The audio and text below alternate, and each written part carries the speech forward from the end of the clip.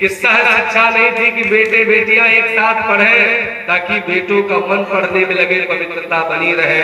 और आज हमारे धर्म ग्रंथों से अलग हट करके सह शिक्षा हो गई। हॉस्टल का हाल राम जी जाने, पढ़ने वाले कम है, विचार करने वाले लोग ज्यादा हैं। हमारे शास्त्रों में कुछ गलत नहीं लिखा, जैसे ये लिखा है ऋग्वेद के पुरुष सूक्त में इस बात का वर्णन है, जैसे जो हरिजन वर्ग के लोग हैं, राजनीति करने वाले लोग कहते हैं कि ब्राह्मण तो कहता है कि तुम पैर से पैदा हुए हो, कभी नहीं कहा। अरे किसके पैर से भैया?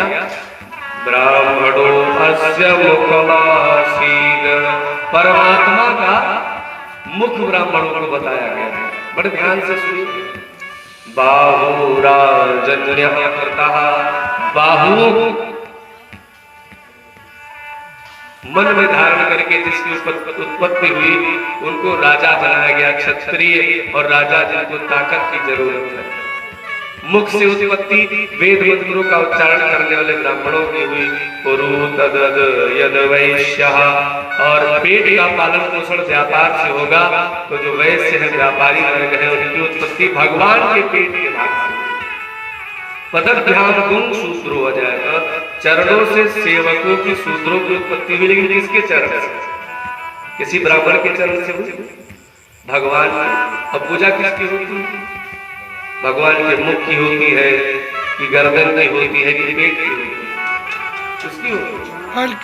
चरण की होती है। तो अगर भगवान के चरणों से जिसकी उत्पत्ति बताई गई है वो सबसे महान है, क्योंकि उसको तो ही प्रणाम करते, ब्राह्मण भी करते, कथावाचक भी करते, संसार में।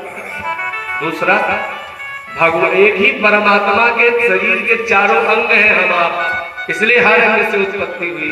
लेकिन भगवान जानते थे कि आने वाले समय में लोग इसको गलत अर्थ में देखेंगे, इसलिए जानते हैं। हमारे विष्णु भगवान के 4 हाथ हैं। कितने? क्यों?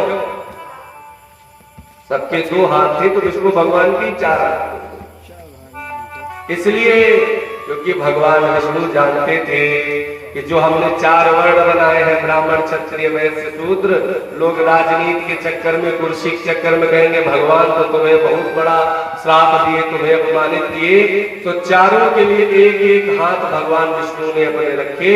और पिता हमेशा संतान को कई हाथ से खिलाता है, एक